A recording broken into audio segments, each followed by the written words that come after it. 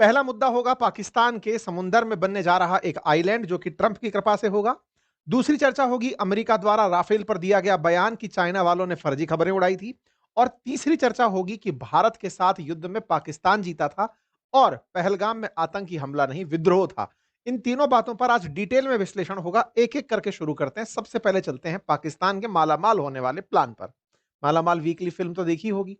उसमें कुछ इस तरह के ही किरदार होते हैं जिन्हें सपने दिखाए जाते हैं कि तुम अमीर बन जाओगे। खैर फिलहाल के लिए इनको अमीरी का सपना दिखाकर कहा गया है कि तुम्हारे जीवन में सब अच्छा होने जा रहा है। कैसा अच्छा होगा? दुबई जैसा अच्छा होने की प्लानिंग हो रही है क्या? मतलब कि एकदम ऐसा आइलैंड बन जाएगा जिस पर हसीनाएं रहेंगी। अब हूरों के लिए मरना नहीं पड़ेगा, जमीन पर मिल जाएंगी। कुछ ऐसी फीलिंग दी जा रही है पाकिस्तान को? शायद हाँ। पाकिस्तान को ऐसी एक फीलिंग दी गई है जिसमें यह कहा गया है कि तुम्हारे लिए आर्टिफिशियल आइलैंड बनाया जाएगा और उस आर्टिफिशियल आइलैंड में जाकर रहो। कई पाकिस्तानी खोपड़ी खुजालते हुए कह रहे होंगे, अबे तो हमारा खैबर पख्तूनवा खाली पड़ा हुआ है, हमारे यहाँ पर बलूचिस्तान में इतना बंजर जगह पड़ी हुई है, कोई यहाँ रहने नहीं आएगा क्या? क्या सभी को जाकर आइलैंड पर रहना है? जी नहीं। ट्रंप ने सपना दिखाया है, पाकिस्तान को दिखाया है। किस बात पर? कहा है कि सुनो तुम्हारे पास बहुत तेल है, तुम उस तेल को निकाल काहे नहीं लेते हो? पाकिस्तानी इस बात पर एकदम नचाए घूम रहे हैं कि साहब पाकिस्तान के अंदर इतना तेल है कि उसे निकालने के लिए उसे आइलैंड बनाना पड़ेगा। ब्लूमबर्ग की एक खबर इस समय हेडिंग है और कहा जा रहा है कि पाकिस्तान तेल निकालने के लिए एक आर्टिफिशियल आइलैंड समुद्र में बनाने जा रहा है। किसके मोटिवेशन पर? इन भाई साहब के मोटिवेशन। इनने क्या कह दिया है? इनसे कहा गया है कि तुम अपने पाकिस्तान की जो पेट्रोलियम लिमिटेड कंपनी है उससे कहो कि वो अरब सागर में जाकर पहले एक आइलैंड बनाए, आइलैंड पर जाकर मशीनें खड़ी करे और समुद्र की गहराइयों की तलहटी में से तेल निकाल कर बाहर लाए। कुछ ऐसा आइलैंड, यानी कि समुद्र की गहराई में जाने के लिए एक बेस बने। एक ऐसा आइलैंड, यानी कि पानी के बीच में से अगर तुम्हें तेल तलाशने जाना है तो कैसे जाओगे? तो बोले एक काम करो, पहले पूरी एक खुद की जमीन बनाओ जहां जाकर मशीनें खड़ी कर सको और फिर वहां से जाकर के ड्रिलिंग करके तुम तेल निकालो। सर आइलैंड की जरूरत क्या है? बोला आइलैंड बना लिया ना तो तेल निकालने का जो खर्चा आएगा 33% तक कम हो जाएगा, इसलिए पहले तुम आइलैंड बनाओ। अच्छा, तेल ना तलाशें पहले? बोले नहीं नहीं, तेल तलाशने के लिए भूमिका का निर्माण करो और इस तरह से फिर पाकिस्तानियों तेल निकालो कि एक दिन तुम्हारा तेल भारत खरीदेगा। और यह सपना दिखाने वाले कोई और नहीं अपितु ट्रंप हैं, जिन्होंने पहले यह समझाया दुनिया को कि सुनो, आईईए का मानना है कि दुनिया में तेल का बाजार $4 ट्रिलियन का है, जो बढ़ते बढ़ते $6.5 ट्रिलियन का हो जाएगा। अमेरिका ने इनको समझाया कि अगर तुम भी तेल निकलवा लिए अपने यहां से पाकिस्तान का तेल अगर निकल कर आया तो उससे हो सकता है कि तुम्हारे पास इतनी अमीरी हो जाए कि सब लोग एकदम माला माल हो जाए और पाकिस्तान के हाथ में कटोरा नहीं अपितु तेल का। चलिए खैर, फिलहाल के लिए पाकिस्तान के इन सपनों से आगे बढ़ते हुए मैं आज के प्रायोजक से भी आपको इन्वॉल्व करा देता हूं, मिला देता हूं। नाम है उनका मार्केट वुल्फ। उन्होंने पाकिस्तान की अपेक्षाओं को देखते हुए उन लोगों का ख्याल रखा जो रियल में पैसे कमाने में इंटरेस्ट रखते हैं। साथियों, मार्केट वुल्फ जो लोग ट्रेडिंग में इन्वॉल्व हैं, चाहे वो ऑयल की ट्रेडिंग करते हो, क्रूड की ट्रेडिंग करते हो, या फिर गोल्ड सिल्वर इनकी ट्रेडिंग करते हो, इंट्राडे ट्रेड करते हो, इनके लिए आप बहुत अच्छे ट्रेंड्स देते हैं। ये एक सेबी रजिस्टर्ड प्लेटफॉर्म है और ये आज के कार्यक्रम के प्रायोजक भी हैं। इनका कहना है कि साहब एक बढ़िया सा एप्लीकेशन है जिसका लिंक कमेंट बॉक्स में पिन है, जहां पर आप जाएं और फॉलो करें ट्रेंड्स को फॉलो करें और जैसे ट्रेंड्स हैं उसके अनुसार आप अपना इन्वेस्टमेंट करें। अगर मार्केट ऊपर जा रहा है ट्रेंड्स के अकॉर्डिंग आपका मुनाफा बुक हो जाएगा और आप अपना मुनाफा लेकर साइड में हो जाइए। सर आपके ट्रेंड्स सही हों ये कैसे पता लग सकता है? ये खुद चूंकि सेबी रजिस्टर्ड हैं और इनके पास एक लंबा अनुभव है अपने अपने एनालिसिस का, कि लोगों ने इनका एनालिसिस का लाभ लेकर के महीने भर में खूब सारे प्रॉफिट कमाए हैं। इनका बकायदा सेबी रजिस्ट्रेशन का सर्टिफिकेट भी है और ये तमाम चीजें इनके बारे में उपलब्ध भी हैं और बहुत ही नॉमिनल प्राइस पर इनकी सर्विसेज उपलब्ध हैं। मात्र 99 रुपीज के अंदर ये अपनी सलाह साल भर के लिए उपलब्ध कराते हैं। आप इनके फॉलो ट्रेंड का ऑप्शन यूज कर सकते हैं ट्रेडिंग के अंदर। और हाँ, यदि आपको लगता है कि आपका नुकसान बढ़ रहा है तो आप स्टॉप लॉस का फीचर यूज कर सकते हैं। पैसे को डायरेक्टली आप अपने पास में ले सकते हैं और चूंकि सेबी रजिस्टर्ड है तो आपको इस तरीके से ये प्लेटफॉर्म अपनी जानकारी दे रहा है। आप एक बार इसे अवश्य चेक करिएगा। पाकिस्तान की तरह मालामाल होने के लिए नहीं, लेकिन वाकई में अगर आप ट्रेडर हैं तो आप इनके इस फीचर का लाभ ले सकते हैं। चलिए आगे बढ़ते हैं पाकिस्तान की चर्चा में। और हाँ, एक बात और भाई साहब, इनके 2 मिलियन से ज्यादा डाउनलोड्स भी हैं, गूगल प्ले पर स्टोर पर उपलब्ध हैं, एप्पल प्ले स्टोर पर ये उपलब्ध भी हैं। अब सवाल यह है कि पाकिस्तान के अंदर जो ये मालामाल होने का सपना आया है इससे भारत पर क्या असर हो सकता है और कैसे ये सपना आया? असल में आपको याद होगा ट्रंप का वो काल जिस समय पर भारत पाकिस्तान के युद्ध को रुकवाने के बाद उनके दिमाग की नस दब गई। उनका लगता है कि भारत पाकिस्तान को लड़ने से रुकवाया, उसके बाद उनके जीवन में कुछ और बड़ा नहीं हुआ।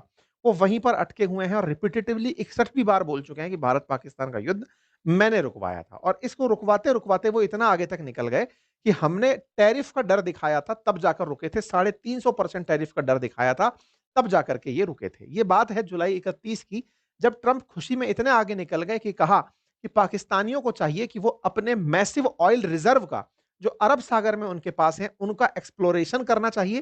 क्या पता एक दिन इंडिया उनसे तेल खरीदने आ जाए। भाई साहब, इंडिया तेल खरीदेगा पाकिस्तान से, जो पाकिस्तान खुद 80% तेल इंपोर्ट करता है, उसे इस तरह का सपना दिखाया गया।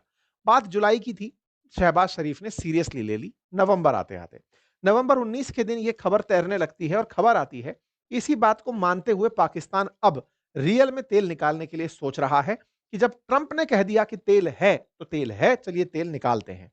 अब तेल निकालने जाएंगे कहां? बोले समुंदर में। समुंदर में तेल कहां है?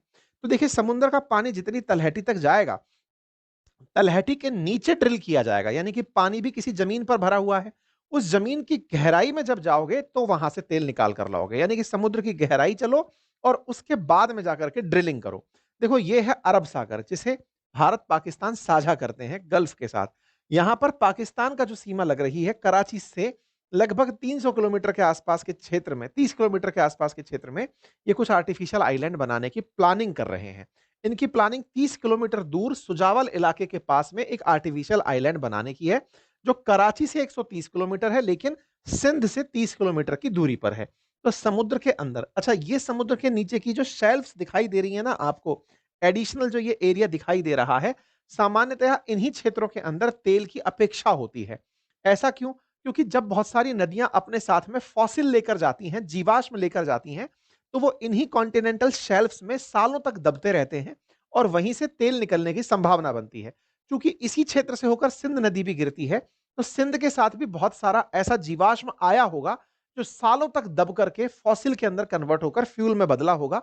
ये एक थ्योरी है जिसके आधार पर कॉन्टिनेंटल शेल्फ में दुनिया भर के अंदर तेल तलाशा जाता है।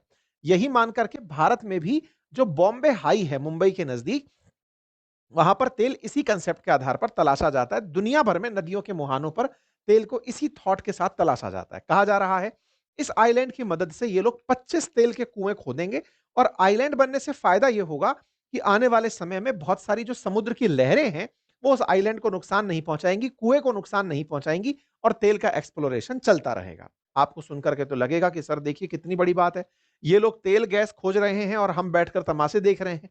इनके पास इतनी समझ आ गई, क्या हमारे पास समझ का अभाव है क्या? क्या हम नहीं कर सकते क्या? क्या हमारे अरब सागर में तेल नहीं हो सकता क्या? क्या हम नहीं तलाश सकते क्या? सारी बातें आ रही होंगी।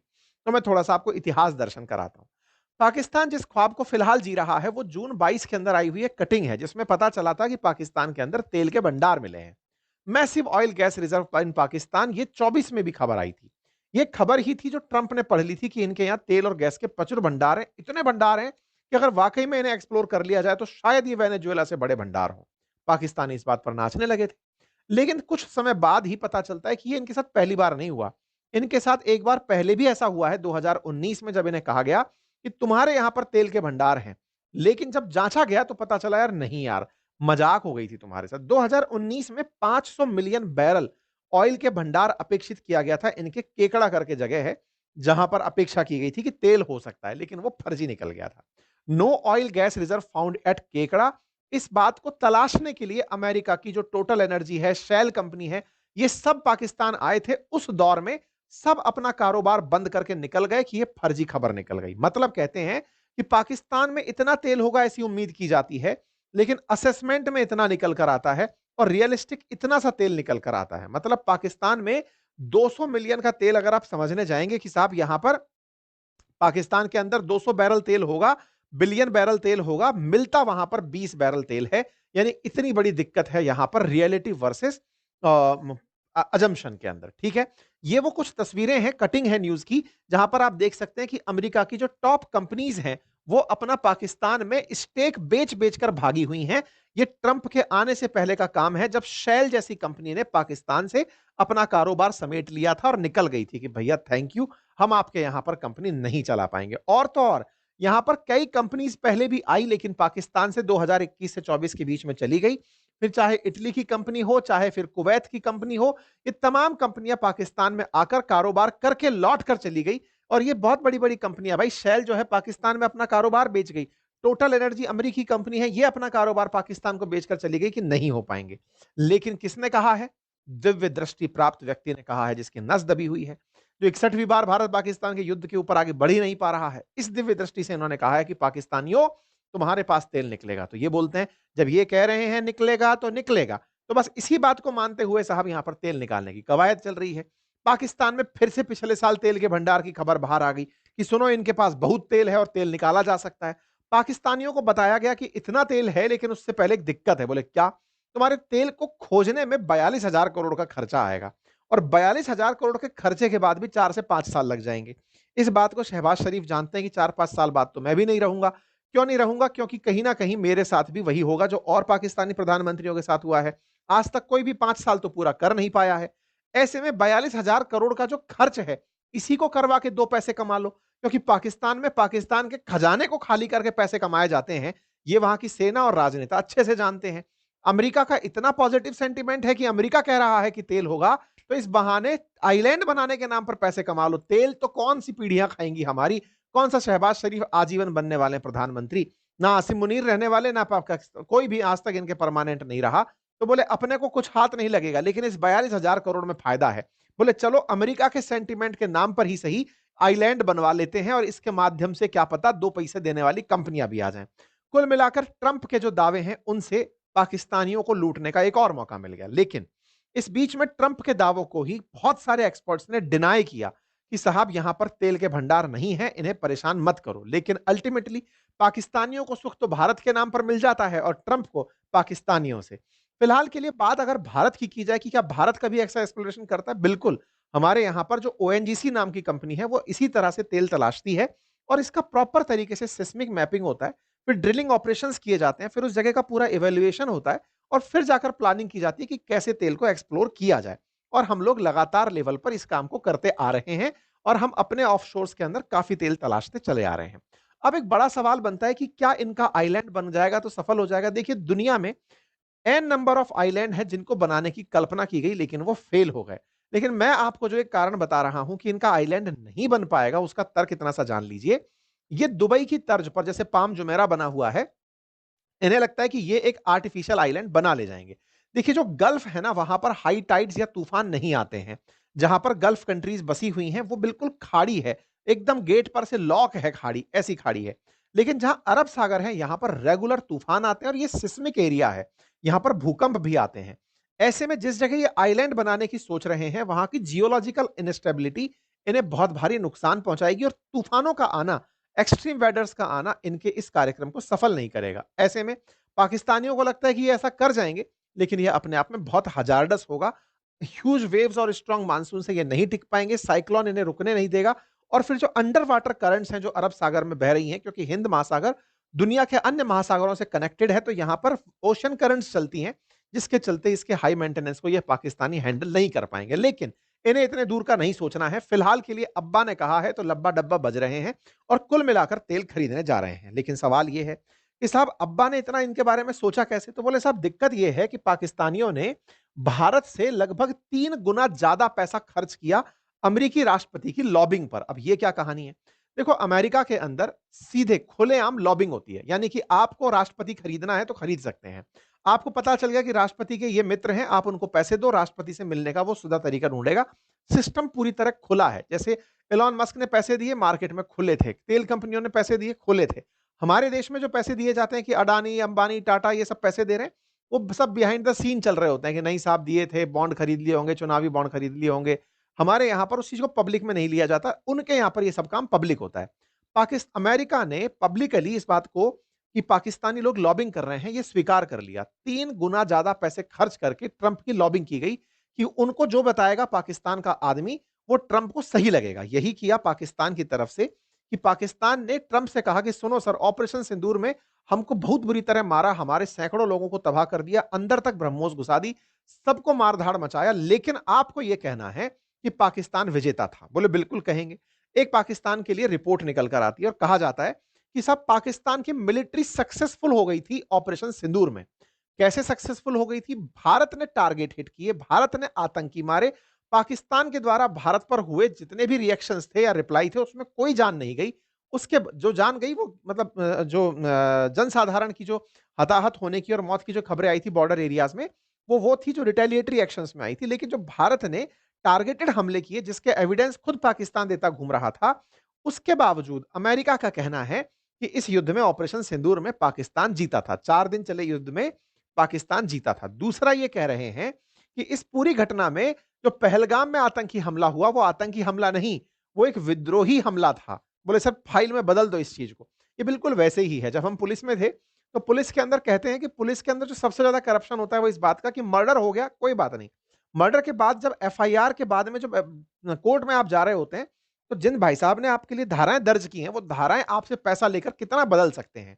क्या इसे हत्या के मुकदमे को या मतलब गैर इरादतन में बदल सकते हो इरादतन से कि जानबूझकर किया था कि गैर इरादतन किया था? क्या इसके अंदर ड्रिंक एंड ड्राइव का मामला डालोगे या फिर केवल कह दोगे कि नहीं सर गाड़ी का ब्रेक फेल हो गया था? क्या आप इसे मतलब लूट ना मानेंगे या चोरी में कन्वर्ट करेंगे? केवल धाराओं का खेल चलता है जाँच अधिकारी के ऊपर। बिल्कुल पाकिस्तानियों ने ट्रंप के साथ वही किया और एक रिपोर्ट प्रकाशित करवा ली और उसमें ये कहलवाया कि आप ये कहो कि आतंकी हमला नहीं था। बोले क्या था? बोले दुनिया ने सबने कहा था आतंकी हमला, खुद अमेरिका ने कहा था आतंकी हमला, फिर क्या था? बोले उसको विद्रोही हमला कह दो। बोले वाओ! इसके अलावा क्या? बोले इसके अलावा एक काम और करो सर कि वहां पर पाकिस्तान की विजय हुई थी, आप ये कह दो। बोले हाँ, हाँ, बिल्कुल कह देंगे, पाकिस्तान जीता था। बोले सर वो इतने दिन से जो आप कहते आ रहे थे कि 8 फाइटर जेट गिरे थे, सर वो 8 फाइटर जेट के बारे में क्या कहेंगे? अमेरिकियों को गुस्सा आ गया। बोले सुनो यार बाकी सब सही है, तुम्हारे फर्जीवाड़े में हमारा F-35 नहीं बिक रहा है। वो जो यूक्रेन है वो जाकर के राफेल खरीद लिया 100, वो राफेल की बात करने फ्रांस के पास चला गया। तुम्हारे फर्जीवाड़े के चलते मेरे F-35 नहीं बिक रहे हैं और उधर चाइना वाले अपने J-35 बेच गए।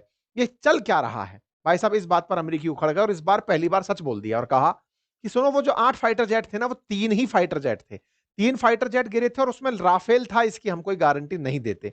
और साथ में कहा कि जो राफेल गिरने की फेक खबर फैलाई ना, वो चाइना वालों ने फैलाई थी। क्योंकि चाइना वाले नहीं चाहते थे कि फ्रांसीसी राफेल बिके और वो खुद का J-35 बेचना चाहते थे और इसका प्रमाण मिलता है कि इस पूरी घटना के तुरंत बाद ही चाइना ने इंडोनेशिया को J-35 बेचे थे।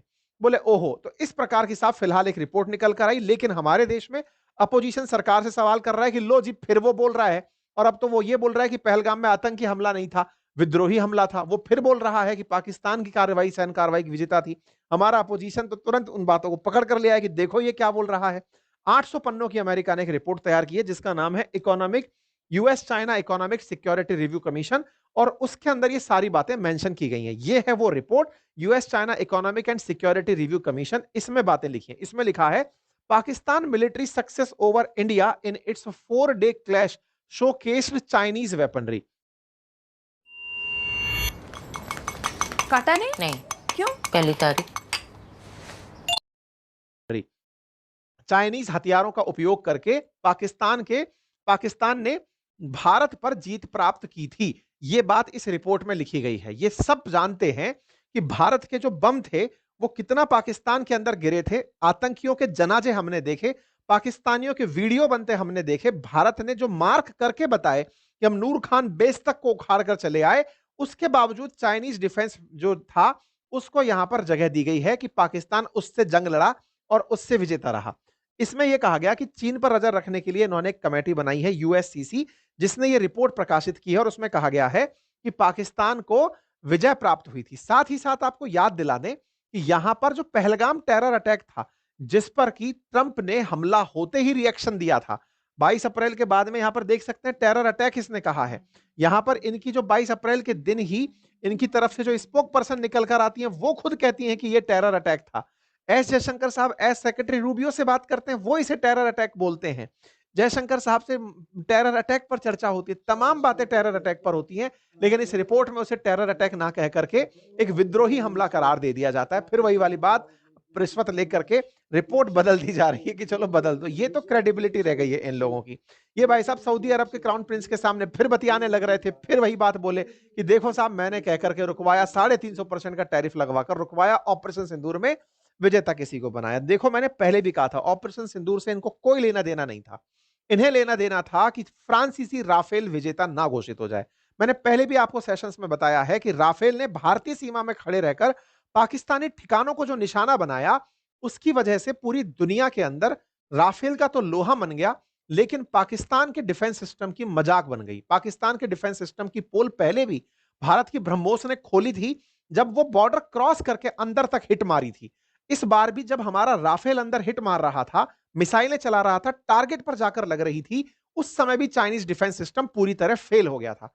चाइना ने इसी समय पाकिस्तान का साथ दिया और फेक खबर फैलाना शुरू किया, और उन फेक खबरों में ऐसी ऐसी इमेजेस निकालकर डालना, दिखाना शुरू किया कि देखो राफेल ऐसे गिरा पड़ा है। यह सारा खेल हो रहा था ताकि इमानुअल मैक्रोन, यानी जो राफेल बेचने वाला देश है, वो राफेल ना बेच पाए और चाइनीज J-35 बिकने लगे। ये काम करने में सफल भी हो जाते ये लोग, लेकिन दुनिया को जिस समय जेलेंस्की ने 100 राफेल का सौदा किया, उससे ये क्लियर हो गया कि ये केवल फर्जी खबर थी। सच ये था कि राफेल सक्सेसफुल था। ये तमाम फेक खबरें हमने उन दिनों भी बाहर निकालकर बताई थी। शुरुआती दौर में ये लोग 5 गिरे, 6 गिरे, 7 गिरे, 8 गिरे तक चले गए थे। इतने राफेल गिरे, इतने राफेल गिरे, लेकिन इनकी खुद रिपोर्ट इस बात के ऊपर क्लेम करती है, और इस रिपोर्ट में निकल कर क्या आता है, मैं आपको वो पढ़कर के सुनाऊंगा, जिसमें सुनिए, despite the fact only 3 jet flown by India's military were reportedly downed and all may not have been Rafale। ये खुद इस बात को बोल रहे हैं कि देखो, शुरुआत में ट्रंप खुद कई बार बोलते गए, 6 गिरे, 7 गिरे, 8 गिरे, 8 तक गिरा दिए थे ये, और इन्हीं की इस रिपोर्ट में लिखा हुआ आया है कि 3 ही फाइटर जेट गिरे थे और तीनों राफेल थे, इसकी कोई गारंटी नहीं है। ये इस बात पर खुद आ गए कि साहब राफेल का कोई अता पता नहीं है। फिर ये बोलते हैं, according to French intelligence, China initiated a disinformation campaign to hinder sales of French Rafale in favor of its J-35, and it used fake social media account to propagate AI and video game images of supposed debris from the planes China's weaponry destroyed। बोले इन्होंने जानबूझ करके फर्जी चीजें फैलाई। अरे मेरे प्यारे साथियों, कम से कम अमेरिका की बातें मानते हो तो अमेरिका की इस बात को भी मान लो। सेलेक्टिवली क्यों मान रहे हो कि वो ये बोला और ये नहीं बोला? अब इस बात को भी मान लो कि ये बोल रहा है 3 ही गिरे थे, 8 से सीधा 3 पर आया। किस ट्रंप पर विश्वास करेंगे जो खुद कह रहा है कि चाइना ने एआई जनित वीडियो बनाए थे? किस पाकिस्तान की फेक खबर पर विश्वास करेंगे? अब आप इसको भी अगर सुन रहे हो तो इस रिपोर्ट को ढंग से पढ़ लो, जिसमें यह बात निकल करके आई है। बोले पाकिस्तान ने चीन के खुफिया इंटेलिजेंस के साथ मिलकर फर्जी खबरें फैलाई थी। ये बात लेकिन हमारी जो अपोजिशन है वो इसको इस तरह से उठा रही है कि देख लो साहब, अमेरिका कह रहा है कि 350% के टैरिफ के चलते आप लोगों ने युद्ध विराम कर लिया था। देखो अमेरिका कह रहा है कि पाकिस्तान जो है वो इस युद्ध में सफल रहा था। देखो अमेरिका चाहे जो भी कह रहा हो, पाकिस्तान ने जो भी कहा हो, अब वो सबके सामने खुलकर आ चुका है कि पाकिस्तान अमेरिका से कैसे कहलवाता है। खुद अमेरिकी रिपोर्ट कह रही है कि चाइना वाले फर्जी खबर फैला रहे थे, और तो और हाथ कंगन को आरसी क्या, पढ़े लिखे को फारसी क्या। यूक्रेन जब 100 राफेल परचेज कर रहा है, इससे पता लगा लो कि क्या खेला हुआ है। इसका अर्थ यह है कि इस पूरी दुनिया में वेपन बेचने की होड़ मची है। भारत पाकिस्तान के इस युद्ध में F-35, J-35